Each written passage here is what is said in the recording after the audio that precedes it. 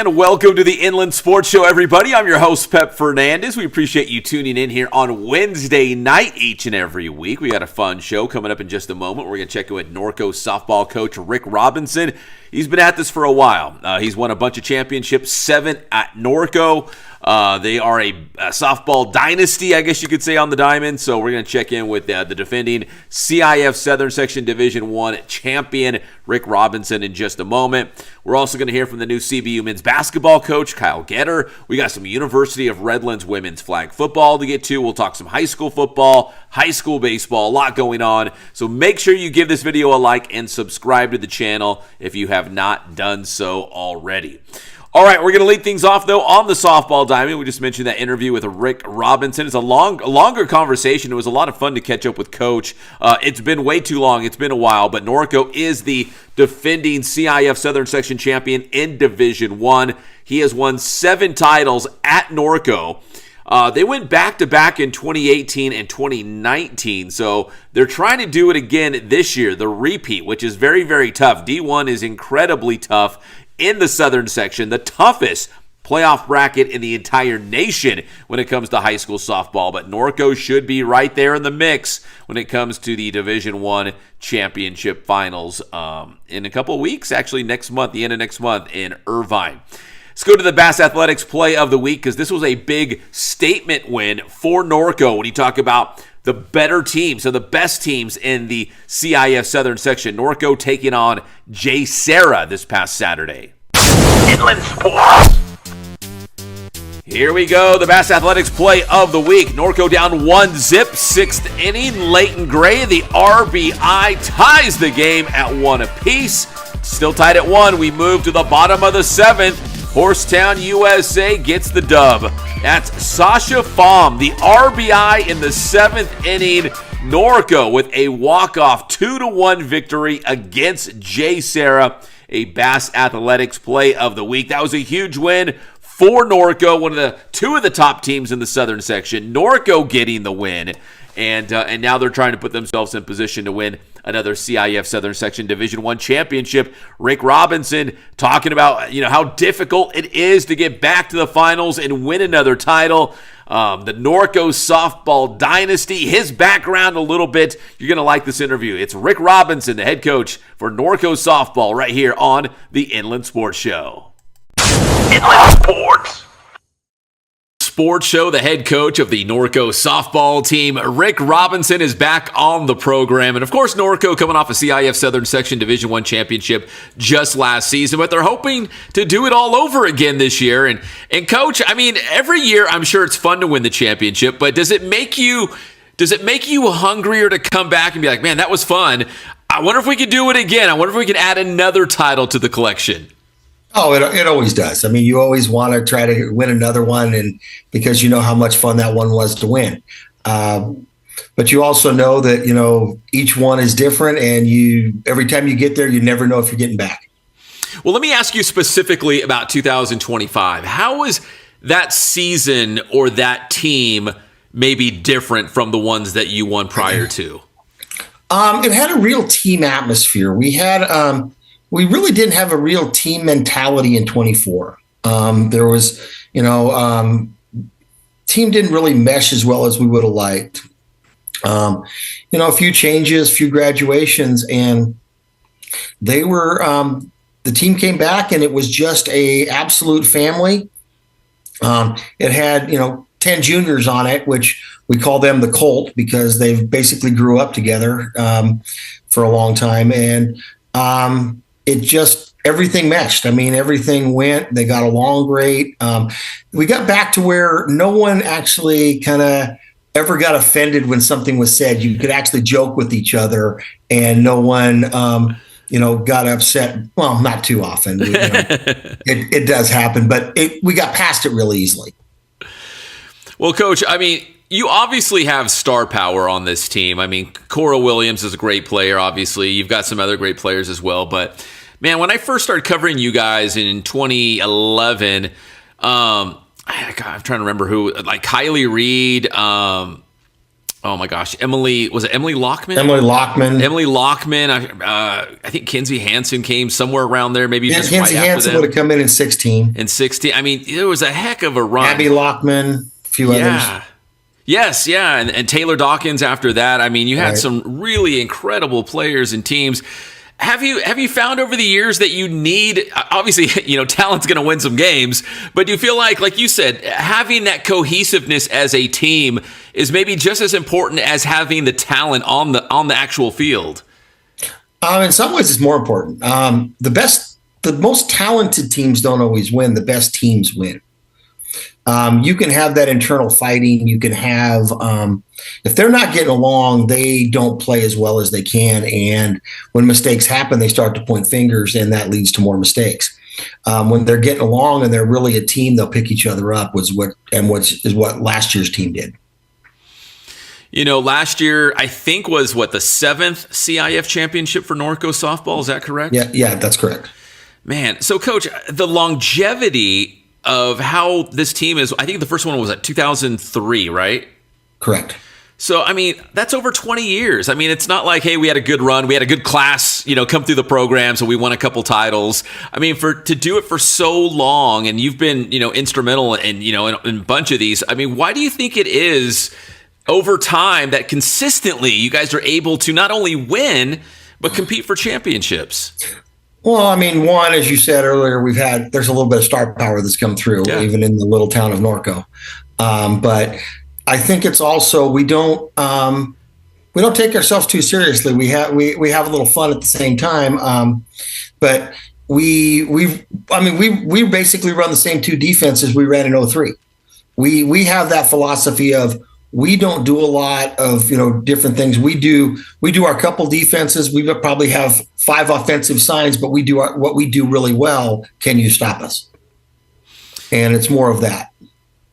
All right, Coach, obviously Norco is a softball powerhouse, but when you look at the Big 8 League and the Inland Empire, really, for that matter, I don't know if this is like a question that needs like a 30-minute answer or not, but how did the IE become like the softball powerhouse, specifically the Big 8 League? You go down that 15 corridor and there's so many great players and coaches and programs, but like how or when did this happen? Can you point to anything? Well, I mean, I think over time you started, was when I first got into softball, Orange County was absolutely the power. But as time along, housing's changed, people moved to the IE. And I think the younger families, people started to grow up out here, and you got a lot of young families, which aren't necessarily young families anymore, but they grew up out here. So you got a new group of players out here growing up. So I think that's a lot of it. You got a lot more people coming out here to raise their families. But I mean, there's still some powers in, everywhere else too. But there's definitely the IE has its share of incredible players. Mm-hmm. Yeah, I think affordability. I think you hit it on the head. Like at least one of the major factors. A lot of families, it's a great place to raise a family out here, and it's more affordable than some places in Orange County for sure. Coach, this year's team, I mean, you've got a lot of players back, right, from that championship team. So when you have players coming back, is it you have to find a way to keep them motivated, or they come back and like, hey, that was, like we mentioned off the top, that was a lot of fun. Can we do it again? We're up, we want that challenge. Or how do you keep them focused, if they've been to the top? How do you keep them on top? It's a combination of both. I mean, some of it's self-motivation, but like out in Arizona, when we're at that bullhead tournament, we won our first game, and they're already looking to the championship game and, overlook some teams, and it didn't go well for us. It was a good learning experience and a little kick in the butt that they needed. And since then, they've kind of changed that look. But, you got to have them have a little fun. You don't overwork them. You don't. You only do what you have to do to get done. To prepare for each game. I know there's people that want to practice hour upon hour. We get asked all the time how much we must practice a lot, and we actually probably practice less than most of the teams on our campus and most other teams. But we go in with the idea we want to. Here's what we want to accomplish today, and once we get it accomplished, we're good to go. So as long as you have the quality That's right. time, that's all that quality really matters. accomplishment. I mean, again, it's that idea you can be there for an hour and a half or you can be there for 4 hours. It's up to them.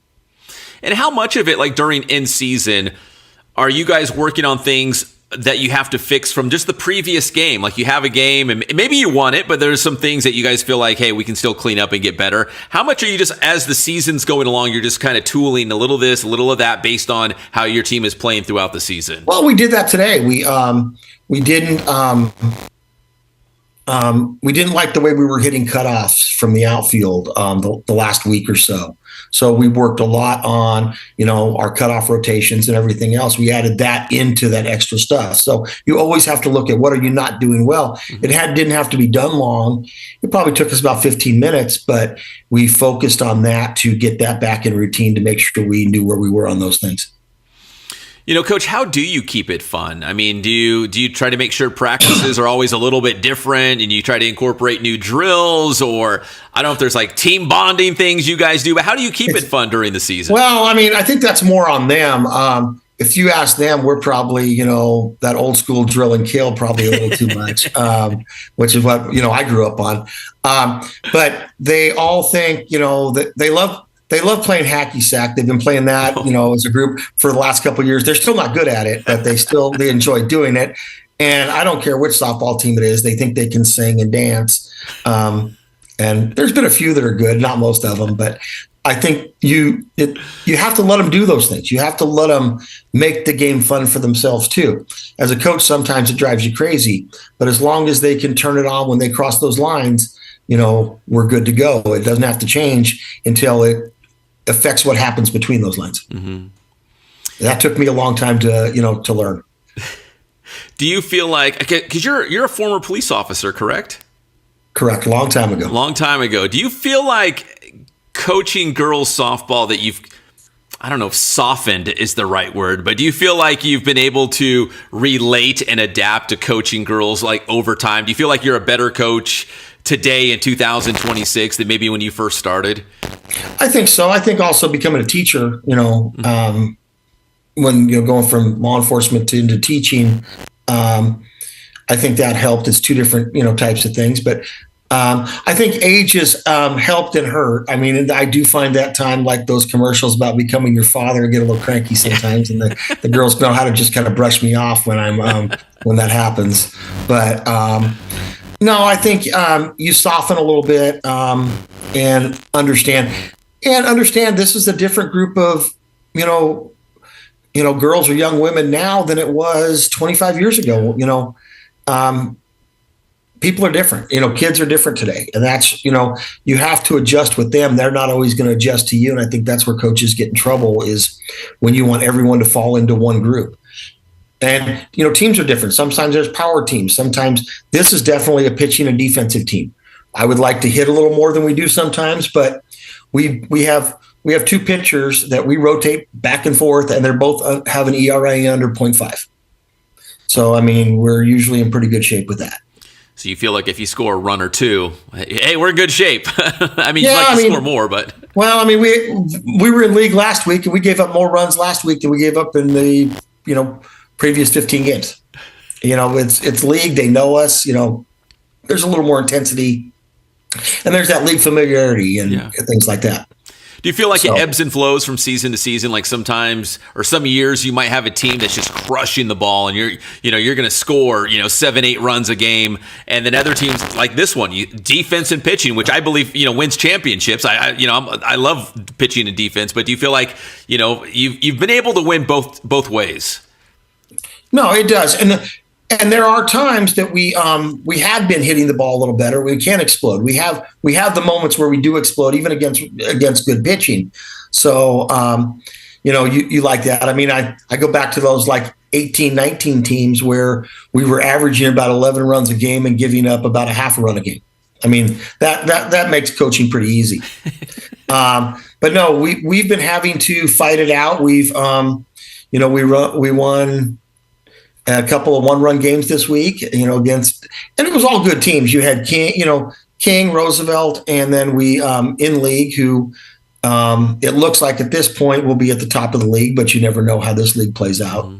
And then Jay Sarah, who's always, on top, and they got a pitcher that we faced twice this year. She beat us once in Bullhead. She's going to Florida, and there's a reason she's going to Florida. She is that good, and we were able to walk off on her on Saturday. Yeah, that's pretty impressive. Coach, I'm not trying to date you, but you've been at Norco like 25 years or how many years? This is year 27. Year number 27. I mean, when you walked into this situation, did you feel like, hey, we're gonna win some softball games, we're gonna win some titles, this is gonna be a great thing? Or even if you kind of step back a little bit, are you even surprised about how much success you guys have had?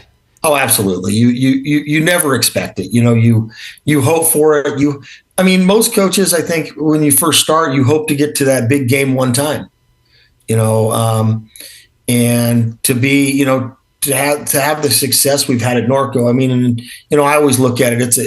It's everybody. It's the support of. I have the same staff. The main staff has been together for 23 years. Dave Anjanet's been with me all 27 at Norco, but my sister Beth, we go back even further to winning when I was coaching and she was playing at Corona High back in the early 90s, and then she coached with me with my championship as a Centennial. So it's those kind of things. I think it's I don't think you can ever expect to win titles. You just you do your best to prepare them and hope you always hope they come along. Yeah. Do you feel any pressure from season to season? Because you guys win every single year. Do you feel like, oh my gosh, this can't be the year that we take a step back or not make the playoffs or something like that? Do you feel any pressure, or you just enjoy it so much you really look at it that way? Sure, there's a little pressure. I think it's more of the pressure for me as a coach is, have I done everything I can to get the players prepared to be the best they can when they go on the field? As I said, I hate losing, but if a team comes out and beats us, I can live with that. I have no problem if they're better that day. You tip your cap to them and say, "Hey, great job." Yeah, it's when we don't do our thing, and which costs us a game. Mm-hmm. Well, Coach, finally, you might have already answered this, but, what do you feel like you guys have to do well the rest of the season to go back-to-back and win another D1 title? I know you guys are very tight. Sounds like this is a very tight-knit team. You'd like to score more runs, but what do you feel like the next couple of weeks, leading up to CIF and making a championship run? What do you think is the most important thing for this softball team to do? I think we really need to just play more consistently, especially on the offensive end. When we haven't performed, we've popped up the ball a little bit too much, even including bunts and things like that. We've had to play fundamental old style softball, bunt, manufacture runs. We just got to make sure we do the fundamentals well, and I think we'll be in real good shape. We're always, with our two pitchers and our defense, we're always in a position to win. Mm-hmm. It's can we do it offensively? And it's just having good swings, not trying to do too much. When runners are on base, just trying to find the grass. That's how we walked off on Jay Sarah the other day. It was just balls in the gap. They aren't going over a fence, and you've been to Norco. They don't go over a fence very easily at that place, since it's quite a ways away and a pretty high up fence. So just making good contact and having a plan when you go to the plate, I think, is really what we need to do. I'm really comfortable where we are defensively and pitching. That's going to keep us in every game. So it's just fun to, just being very fundamental and have good at bats. I think we'll be in good shape. All right, and Coach, we were talking a little bit before the official interview, but the only time that Norco's gone back-to-back, you said it was 2018, 2019, right? So it's not like it happens a lot. This could be another special season if you guys were able to accomplish that. It could. That's tougher to do. As we say, winning one's tough. It's staying there is the tough part. There's been a couple times we've gone back another year and didn't get it done, or we were there in 17 and then we didn't get it done, and then we won 18, 19. But getting to that final, winning 5 games in the playoffs is really tough. So, because anything can happen, one ball. But this team is capable of doing it if they do the little things well, which I think they're capable of doing. That Division I playoff bracket, toughest in the country, right? No doubt. Absolutely. When you've got to win 5 games. Yeah. Yeah, that's tough. Well, Coach, listen, it's been way too long, but I always love talking softball with you. Congrats on the success your whole career, and especially this season as well. And I'd love to check back in with you guys, get some players on the show as well. But congratulations on this season so far, and we'll see if you guys can finish on top of D1 again. All right. Well, we hope so. And, but we know it's a tough road going through everybody. That is Rick Robinson, the head coach of the Norco softball team, right here on the Inland Sports Show. Inland Sports. Well, good stuff there from Coach Robinson. Obviously, a big-time name in coaching here in the Inland Empire. On that Mount Rushmore, when you talk about, regardless of the sport, the top coaches in the area, certainly winning 7 CIF Southern Section Championships just at Norco. I think he was telling me he had one at, was it Corona or Centennial? He's been coaching for a long, long time, so he is one of the greatest, and he's not done yet. He said as long as he's having fun, he's going to keep at it, and Norco's got a really good team again, so they're going to be right there in the hunt to repeat as Division I champions. All right, we're going to take another quick break here on the Inland Sports Show. When we come back, we're going to talk some CBU men's basketball with their new head coach, Kyle Getter. University of Redlands women's flag football just wrapped up their regular season. We got an exclusive interview with Coach Tatum, Etchegoyen-Springer. We're going to talk a little high school football, and we still got some baseball around the corner as well. So we'll be right back here on the Inland Sports Show right after this. The Inland Sports Show is brought to you by Ken Sporting Goods in Norco, #1 in the Inland Empire for team uniforms, sports equipment, and Letterman's jackets. Bass Athletics in Corona, driven by passion and hard work, Bass Athletics helps student-athletes push their limits, compete with heart, and build the discipline to succeed in sports, school, and life. Visit bassathletics.com. Paulson Orthodontics in Redlands with Dr. Marcus Paulson. Personalized treatment you deserve from an orthodontist that you can trust. And Chick-fil-A in Yucaipa, right off the 10 freeway at Yucaipa Boulevard. Eat more chicken.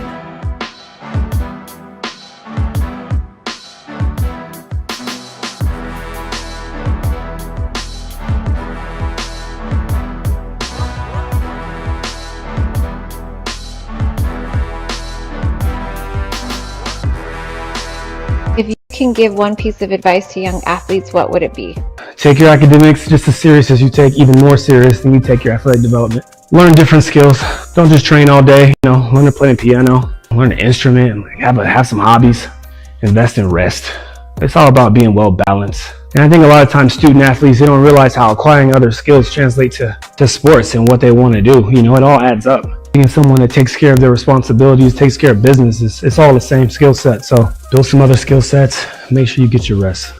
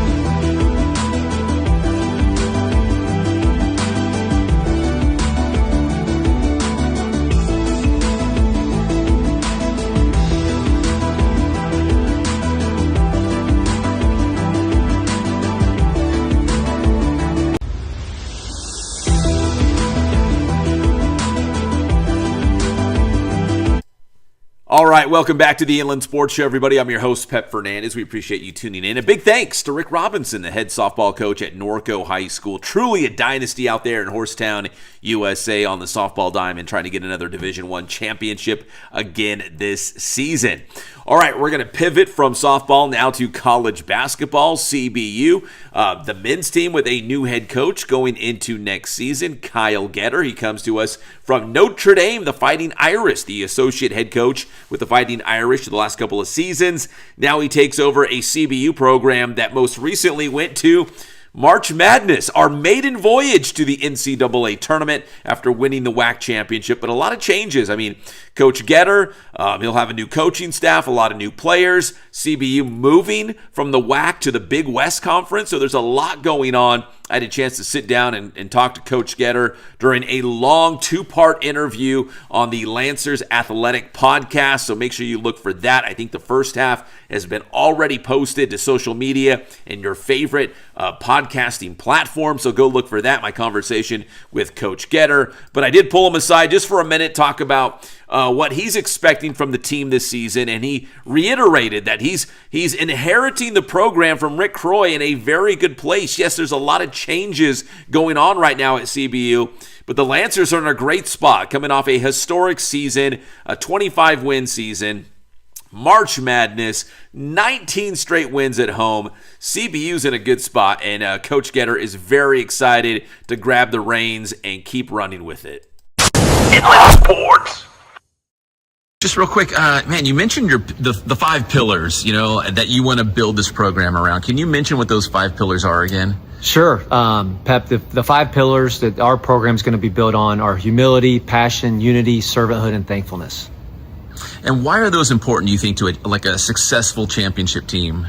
Yeah, so first off, those pillars they're all 5 biblically based, and everything we do from our staff to our roster to how we're going to play are going to be built on that. And, I think if we can demonstrate those qualities in our team and with our staff, then, we should have a successful program.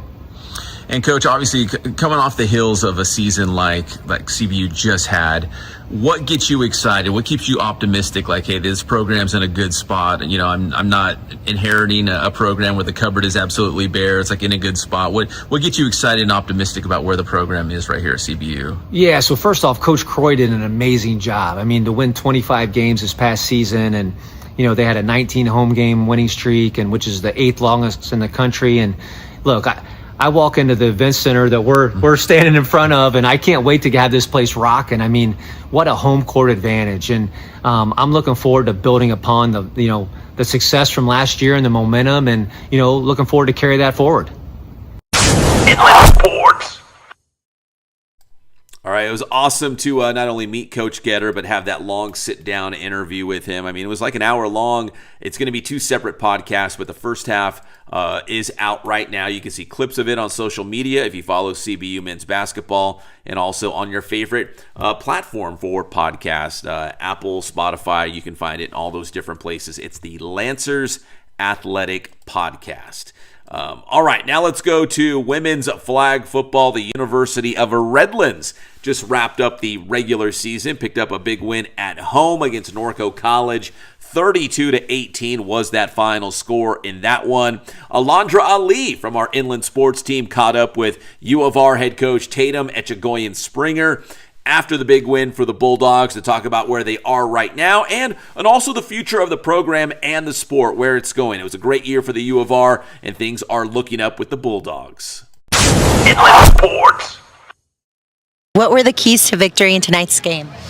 I think the grit and their ability to push through even when things maybe started to go in a direction that we didn't want. There was no panic. They focused. They came together as a group, and they did everything they needed to do to kind of keep the momentum in our direction. Okay, and who do you want to shout out that made the biggest impact on the team tonight? I think as a whole, I'm really proud of our seniors. We've got some injured ones. We've got a torn ACL. We've got one with a broken hand. So having them out to the field one last time, I think, was the motivation for the girls and kind of the oomph that pushed them through. Okay, and then what did you guys work on to improve in this matchup? We watched a good amount of film. We kind of knew what to expect when it came to playing Norco. They have great athletes, great coaches, but we were, I think, more prepared this time around. And the last time we had played them, it was our second game. It was when we had that wind, and I think we were a little run down. I had walking pneumonia when I was coaching it, so I didn't really talk much. So I think preparation was key for us and a huge difference maker today. Okay, and how does this win set the tone for the rest of the seasons coming up in the future? Well, we had some recruits out here today and people that are committed for the team, and I think they just saw what it takes to push through, and that adversity is not going to scare us, and we are not afraid to, turn things around and push even when we are maybe in a downward slide. And I hope that those that are coming in and those that are leaving, understand that that's kind of the way we're going to do things on this team, and to take that not only on the football field but also in life. Yeah, that's great. And what did you emphasize to your players coming into this matchup? Stay composed. I think the last time we got a little panicked with them. They've got some good star, quick athletes on their team that we kind of, I think, gave more flowers than they needed and kind of stressed a little bit over it. And I think this time we were a little bit more composed when it came to that and just executed better offensively. Okay, thank you so much. Inland Sports. Awesome. All right. Good stuff, Coach, and great job, Alondra. Appreciate that. We'll be covering a lot more women's flag football, which is kind of interesting. Women's flag football at the college level is a spring sport, like winter into spring, but of course, at the high school level, it is during the fall. So we almost get a full year of flag football for the girls and the women, so it's pretty cool.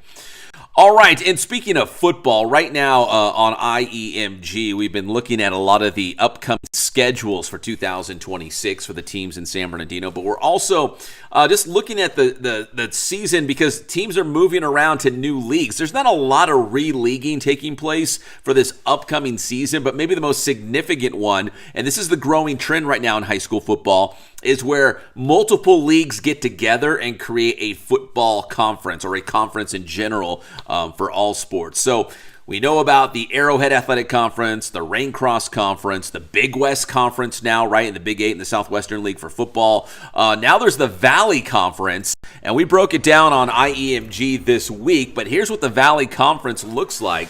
It's basically the River Valley League, the Mountain Valley League, and you add in Big Bear, but you do lose Indian Springs from the MVL. Indian Springs is moving to the Arrowhead Athletic Conference. So the way it works is here's the River League, and it's going to be tough, man. A.B. Miller, Big Bear, Norta Vista, Pacific, Patriot, and Ramona. That's a really good league. And over in the Mountain League, it's going to be Jurupa Valley, La Sierra, Rubidoux, and San Bernardino. Now, the way I understand it is that it's not 5-5 in each league. It's 6-4 because that way, for example, the River League, it's going to get 3 automatic bids to the playoffs because they have 6 teams.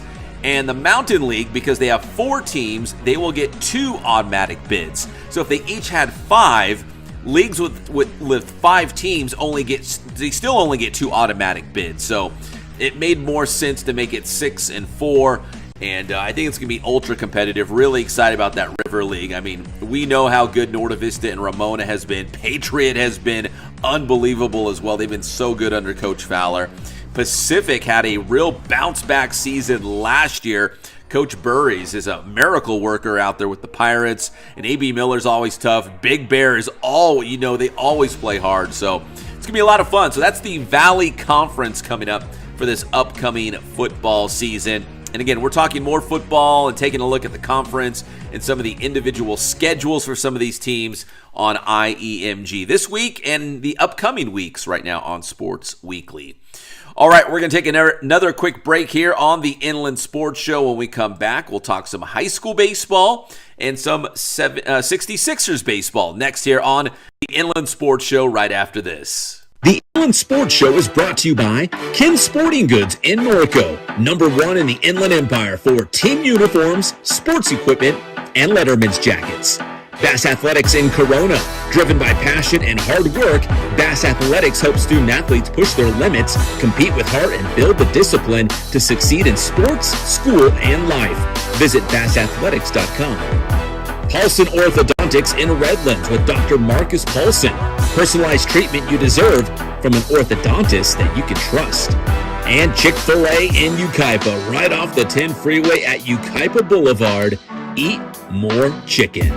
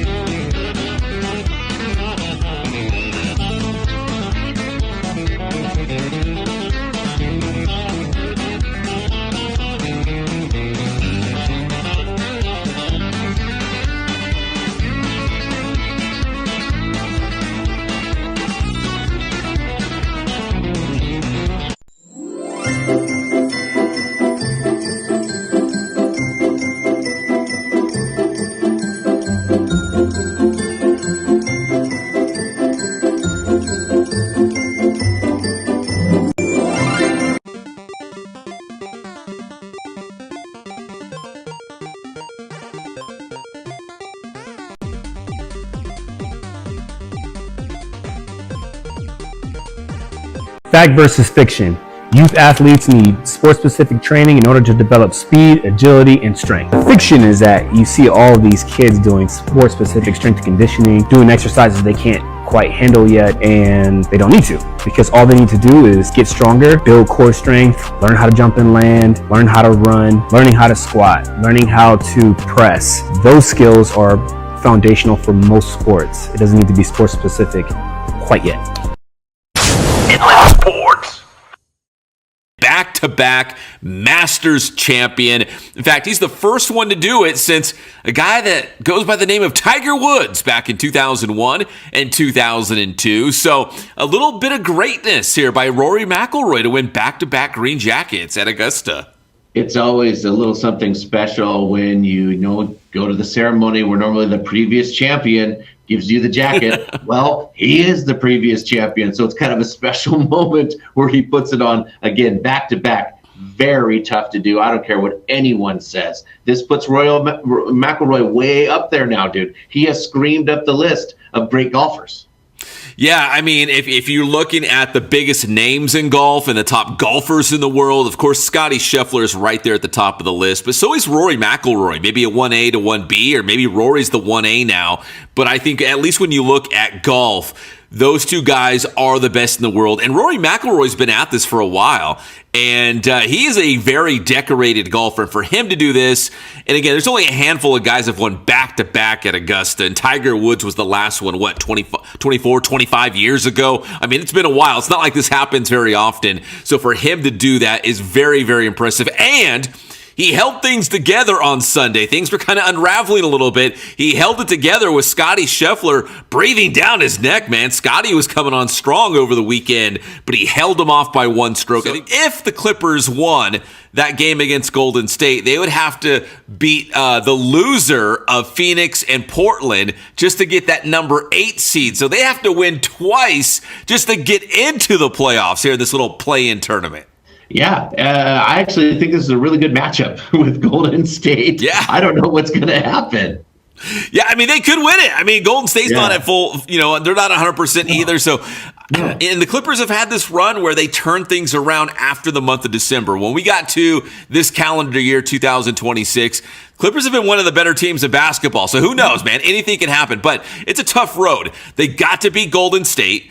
Then they got to beat the loser of Portland and Phoenix to get into the playoffs. And if you get into the playoffs, well, then you're going to get Oklahoma City or San Antonio. So, dude, it is a mountain to climb, but at least the Clippers have a chance. We'll see. They play on Wednesday. That's the first step. They play Golden State on Wednesday, win that one, and then, cross each one off the list as you go. Inland Sports. All right, welcome back. That was hanging out with my boy Patrick in the morning on KCAL 96.7 FM, talking sports every Monday and Thursday morning. That's KCAL 96.7 FM. Make sure you check it out. Now time we're going to talk about our Kin Sporting Goods must-see game. Now, we picked Cajon versus Yucaipa, I think, 2 weeks ago. That was an unbelievable baseball series, a 3-game series, all 3 games in the same week. All 3 games were decided by 1 run. Cajon won the first 2 games by 1 run each, and then Yucaipa won in a walk-off at the County Clash by 1 run in extra innings. Unbelievable series. This week, our Kin Sporting Goods must-see game, or games, plural, would be the 3-game series in the Southwestern League between first place Temecula Valley and second place Great Oak, and it's already shaping up to be a good one. Game number 1 is already in the books. The Golden Bears won it by a final score of 5-3. It was tied 1-1 in the bottom of the 6th. Temecula Valley scored 4 runs in the bottom half of the frame to grab the lead. In the top of the 7th, Great Oak down to their final 3 outs. They were able to scratch across 2 runs. So the rally came up a little bit short, with Temecula Valley winning by a final score of 5-3. But what an awesome game to open up this series between the Golden Bears and the Wolfpack. Our Kin Sporting Goods must-see game. So they'll get after it again on Thursday and Friday and complete that series. And Temecula Valley trying to stay on top in first place. Vista Murrieta is also going to be a problem in the Southwestern League. The Broncos are also very good. They split with Great Oak. In fact, Vista Murrieta won 1, Great Oak won 1, and then they actually finished in a tie in a game. So they're actually dead tied in terms of that respect. But right now, Temecula Valley is in first place, and they did get that big win against Great Oak. 5-3 the final score in our Kin Sporting Goods must-see game. All right, right now we want to talk a little pro baseball out there at the 66ers. We've got a lot of coverage on the Sixers right now on IEMG, on our Sports Weekly show covering the city of San Bernardino, so you can go check that out. We got some interviews, we got some highlights. Here's just a little bit of what you can find right now on Sports Weekly on IEMG.